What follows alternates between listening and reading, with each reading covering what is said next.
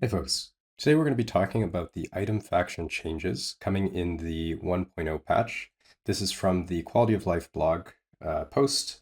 If you like this sort of thing, please let me know in the comments, leave a like on the video if you find it helpful or anything like that, and I will make more of these in the future. So anyway, let's kick it off by talking about the favor gain changes, as this is very relevant. So in 1.0, the favor gain is increased by 5% for each rank of your item faction. So rank 12, you'll have 60% increased favor gain. So this is a buff at first glance. However, they will be changing the scaling of favor gain with corruption. So we don't actually know what the formula is for that yet. So what that means is that when comparing 1.0 favor gain to 1.1 favor gain, at a certain level of corruption, there will be a break-even point where you now begin getting less corruption than in 1.0. So as soon as you get to monoliths, you probably will get quite a bit more favor because you'll be already probably like rank 8 or something like that. But then as you push deeper into endgame, you will get less favor eventually. And I think for the vast majority of players, this will be a buff.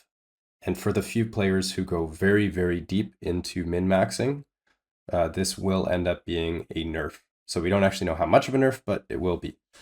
So anyway, the other thing that's important to note is the rank 12. So even though there are now 12 ranks instead of 10, the rank 12 will actually come sooner than rank 10 previously came. So don't worry about taking forever to max out. It should be a little bit quicker than before. This is really good. Moving on to the changes themselves. Circle of Fortune, rank 1 is unchanged, rank 2 is unchanged, 3 unchanged, 4 is set items, previously rank 9, so this is really good. You can start getting those set items earlier. Great change. Rank 5 unchanged, rank 6. Affixes are more likely to be exalted, so this is previously rank 4. I don't think that this is actually a problem that it's later, because with the changes, you'll probably receive it around the same time as before. So then we have 7 is new. Experimental mages drop twice as many experimental items. This is a very, very good change. That was one of the things I talked about a lot, is how hard it is to get the experimental items you want as COF. This is good. I don't think it will be enough for those specific items to bring COF in line with Merchant Guild, because they are very niche items and they only drop from one thing, and it is potentially hard to target farm. So rank 8, we have uniques are twice as likely to have LP, previously 6, not a big deal. This will probably come at a similar time as before. Rank 9, we have previously rank 7, the T7 affixes, this is fine. Rank 10, so this is the new one. Boss have 150% increased drop rate for any specific reward. We don't know exactly all of the details on this for how it will work, but it seems like, so as an example I used before, the Core of the Mountain has a 12% chance to drop from the T4 Lightless Arbor dungeon boss, and it should mean that now it will be 30%. I'm not exactly sure how that means for all the different items that the bosses can drop, but that should be generally the case. For items that already have a high chance to drop, maybe you want to farm LP on them. So like say something has a 50% chance to drop. What does this actually mean? 150% increase. Would that be over 100%? So you can potentially drop 2. I personally hope that that's the case, because otherwise this change would not actually be very useful for the already common items if you're just trying to farm LP. And it also says boss apply to any unique enemy that display a boss health bar, so that should apply to the exiled mage and other stuff like that. This is very good.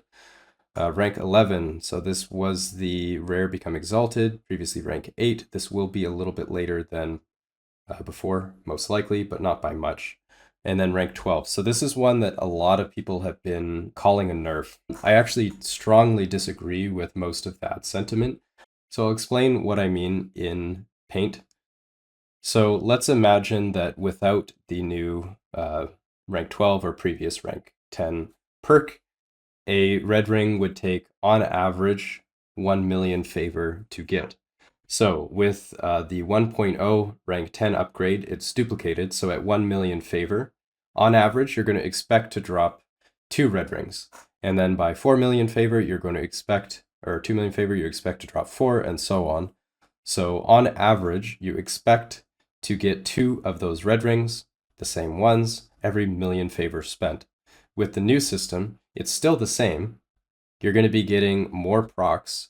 However, instead of the old system where you just get 2 of them every million favor, you're going to expect to get 1 of them every 500,000 favor. So what you'll notice is that on average, you would expect to get your first drop twice as fast. This is actually really, really good. It's a huge, huge improvement. And just by like law of large numbers, you're getting more individual rolls rather than fewer rolls that have higher weighting.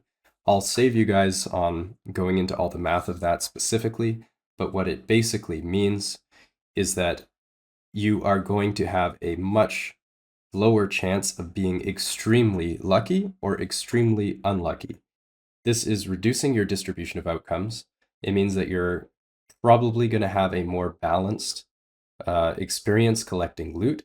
And what it also means is that if you do happen to get really lucky, and say you drop your LP item, you get your slam first try, you've just saved yourself 500,000 favor on average, right? Another example of where this would be really huge is say 4 LP items where generally you only need 1 4 LP. So with the old system, whatever 4 LP you get, you're going to get 2 of them. But with the new system, you're going to get twice as many 4 LPs of different roles. So that's good. The chance of getting something that you can actually use for your build with high LP is significantly higher now than it was before.